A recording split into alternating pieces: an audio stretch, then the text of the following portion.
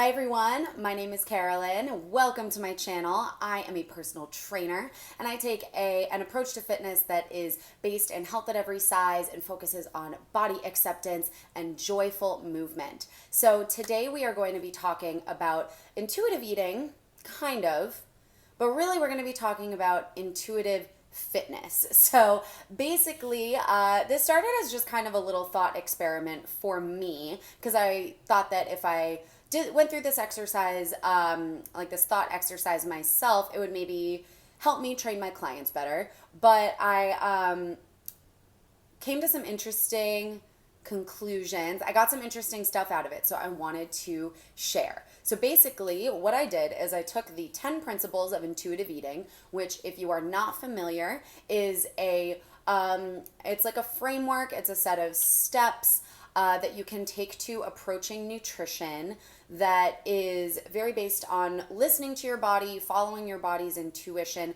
and getting out of the diet mentality and diet culture and the dieting weight cycling cycle. So the book Intuitive Eating, it is a book. It was written by Evelyn Tribole and Elise Resch. I think their first edition came out all the way back in the 90s, and since then they have put out a total of 4 editions, and it gets better and better each time, including the newest research and the newest kind of understandings about diet, about how the body responds to dieting, and about how other social justice movements intersect with a person's experience with dieting. So if you are familiar with intuitive eating, then you are probably also familiar with the 10 steps.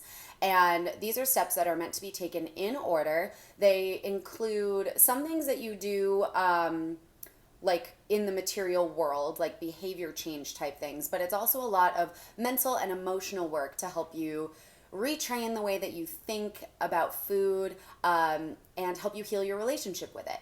So I've applied these same principles to fitness because I find that I take an approach to fitness that is very intuitive, and I try to help my clients build a healthy relationship with fitness. So I thought it would be cool to see how these 10 principles map onto an approach to exercise instead of eating. So let's jump in. So the first principle of intuitive eating is reject the diet mentality. And oh, by the way, all of these descriptions that I'm going to be reading off my laptop that I have over here are either taken word for word from the Intuitive Eating website, or I have kind of like paraphrased and rewritten the description of that intuitive eating step to fit a fitness version of it. So for this one, it's very, very close to the original. I've just subbed out some words, but if you are interested in reading the original descriptions and definitions that I have based today's video off of, you can go to the Intuitive Eating website and read them for yourself there. So anyway, 1, reject the diet mentality. Throw out the books and magazine articles that offer you a false sense of hope about losing weight quickly, easily, and permanently. Get angry at the diet culture that promotes weight loss and the lies that have led you to feel as if you were a failure every time a new workout plan stopped working and you gained back all of the weight. If you allow even one small hope to linger that a new and better diet or workout plan might be lurking around the corner, it will prevent you from being able to rediscover intuitive fitness. So the goal with all of this is to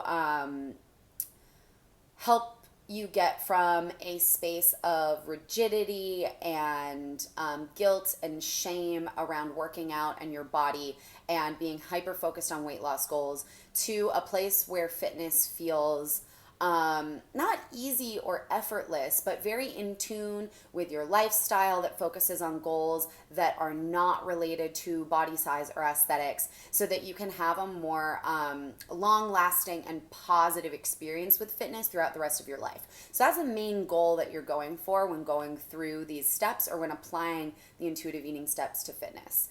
So that's why it talks about some of those things in the first one. And remember, you got to go through these in order, because if you start at the end, you haven't laid the foundation. All right, number 2 in intuitive eating is honor your hunger. And I have modified this to say honor your limits. So honor your body's energetic limits and let yourself rest. Otherwise, you will trigger your body into an overexercised state. Once you reach the point of burnout, exhaustion, and injury, all intentions of sticking with a regular routine go out the window. Learning to honor your body's needs for rest and recovery set the stage for rebuilding a relationship with exercise that is nourishing and lifelong. So that's number 2. Number 3 in intuitive eating is make peace with food. And I have switched it to make peace with movement. Call a truce. Stop forcing yourself to work out in only the ways that diet culture tells you is acceptable. Give yourself unconditional permission to move in whatever way feels best for you. If you force yourself to do workouts that are too intense, unenjoyable, or inappropriate for your body, you won't be able to keep up with a regular routine for very long.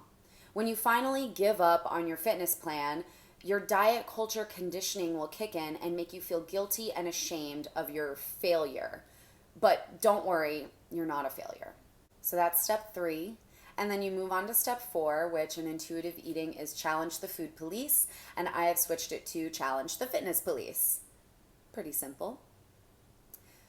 So step 4 says scream a loud no to thoughts in your head that declare you are good for doing a lot of cardio or HIIT and bad because you only went for a short walk today. The fitness police monitor your unreasonable rules that diet culture has created. The police station is housed deep in your psyche, and its loudspeaker shouts negative barbs, hopeless phrases, and guilt-promoting indictments. Chasing the food police away is a critical step to returning to intuitive fitness.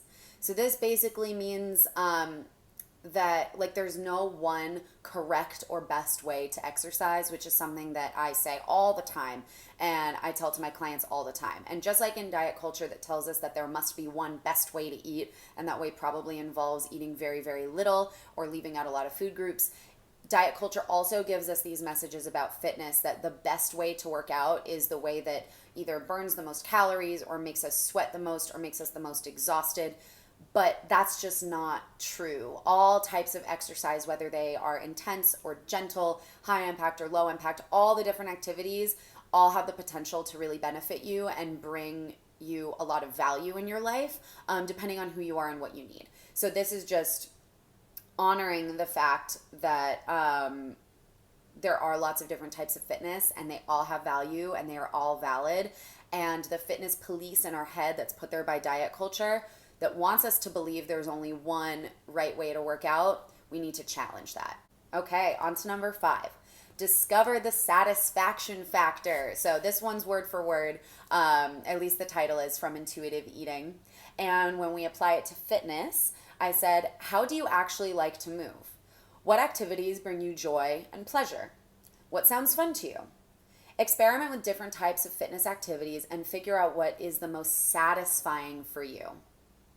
So basically, the satisfaction factor is that idea of joyful movement.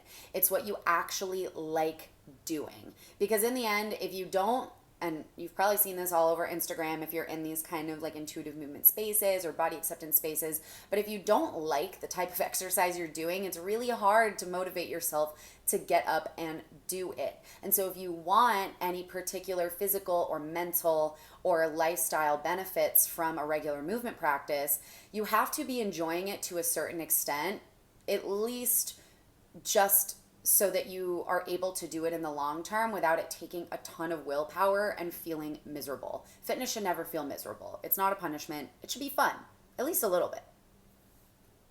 Okay, on to number 6. In intuitive eating, step number 6 is feel your fullness. And for intuitive fitness, I have switched it to feel your desire to move. And I said that movement is a primal part of being a human being. We want to move. Once we have full permission to honor our needs for rest and to exercise only in ways that we actually want to, it becomes possible to tap into this natural desire to move. And maybe you've experienced feeling or thinking, if I gave myself permission to rest or if I didn't force myself to work out, I would never do it. And when you have gotten to this step in the process and you've given yourself permission to rest and you've tried different activities, most often, almost everybody finds some way of moving their body that they do like and that they naturally feel motivated to do because it taps into that primal desire for movement and you think it's fun and it feels good. Okay, so once you have tapped into your desire to move and you're able to actually feel that, maybe for the first time ever, you can move on to step 7, which is cope with your emotions with kindness. And now, of course, all of these steps will continue to happen simultaneously. It's not like you finish one and it's done and you move on to the other. It's more like they build on top of one another. And once you kind of master one of them or get very comfortable and confident with the work that you've done around one of these steps, then you can move on to the next and layer it on to all the work that you've already done. So, like I said, cope with your emotions with kindness. First, recognize that while exercise can be a wonderful tool for taking care of our mental health, it is not a replacement for therapy or other mental health interventions like medication. Anxiety, loneliness, boredom, and anger are all emotions that we experience throughout life. Each has its own trigger and each has its own appeasement. Exercise won't fix any of these feelings. It may help you regulate your emotions, but exercise alone won't solve the underlying problem. If anything, only using exercise to deal with negative emotions may put you in a worse place in the long run. You'll ultimately have to deal with the source of the emotion eventually. All right, I think that one explained itself pretty well. So we're on to number 8. We're getting very close to the end. Number 8 is respect your body. I love this one. This one could also be accept your body, body respect, body acceptance, all that good stuff. I love it. So for this one, I said, accept your genetic blueprint. Oh, this one's taken right from the website word for word. Just as a person with a shoe size of 8 would not expect to realistically squeeze into a size 6, it is equally futile and uncomfortable to have a similar expectation about body size. But mostly, respect your body so that you can feel better about who you are. It is hard to reject the diet mentality or the diet culture mentality in fitness if you are unrealistic and overly critical of your body size and shape. All bodies deserve dignity. And so, of course, we are coming at this idea of respecting and accepting our bodies after we have already completely rejected the diet mentality and let go of any expectation that any workout plan will change the way that our body looks in any particular way, because it's not about that in intuitive fitness. It's not about weight management, and it's not about aesthetic. It's about all of the other benefits and value that exercise brings to our life, and a hyper focus on body size or the way your body looks just clouds that. And so once you've rejected the diet mentality and you've gone through all those other steps, respecting your body gets a lot easier. So remember to start at the beginning. Okay, second to last, we've got number 9, which in intuitive eating is exercise, feel the difference, which is kind of everything that we've been talking about so far. But I'm just flipping it and I'm saying food, feel the difference. Forget rigid diets and food rules. Just eat and feel the difference. Shift your focus to how it feels to nourish your body with a variety of foods that you enjoy, rather than the obsessive planning, counting, and micromanaging that diet culture promotes. If you focus on how you feel from eating, such as being energized and satisfied, it can make the difference between feeling drained and tired in your workouts versus strong and powerful. So I wanted to frame this in the sense of how eating enough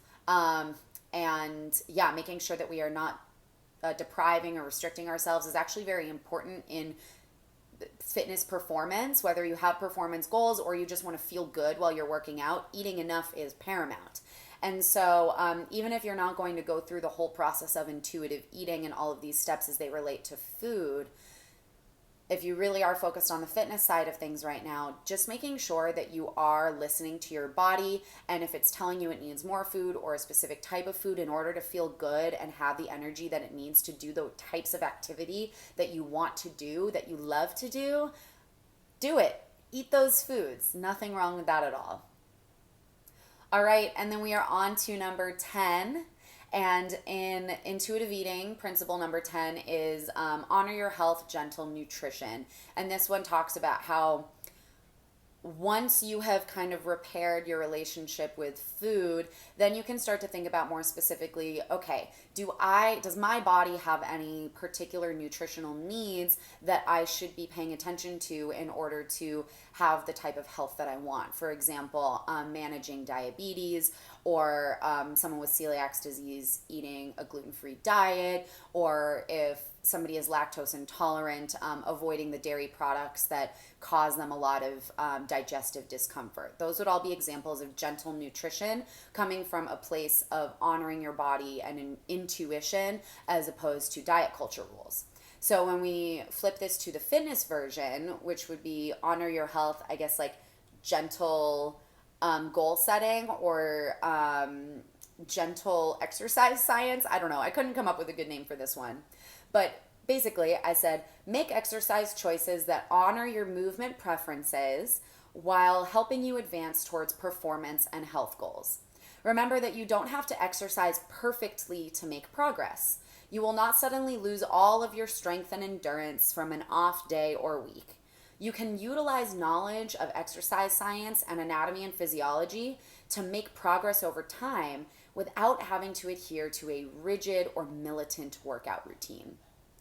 And so this is saying if maybe you have a goal of doing 10 unbroken push-ups, or being able to squat a certain amount of weight, or being able to run a mile in a certain amount of time, you can work towards those goals without it becoming about diet culture. You know, you can make progress over time utilizing what we know about exercise science to improve your performance and make progress, but it doesn't have to become obsessive or rigid. All right, so I hope you found that interesting. This was really just a brief overview. I didn't give a whole lot of examples or go too in depth about any of these principles, but if you found this interesting, and you are curious about how to approach fitness from this intuitive framework and how to apply the intuitive eating principles to fitness, and you want more in-depth videos or content, let me know, because I would be happy to make that either here on YouTube or maybe on Instagram or TikTok or whatever. I thought this was super interesting. Like I said, I just did this as like a thought experiment for myself, but I thought it was so cool that I just wanted to share, and I thought it would make a cool video. So I hope you enjoyed. Please make sure to like and subscribe if you want to see more content from me in the future. Leave a comment if you have anything to say or have any questions, but please keep it kind and compassionate.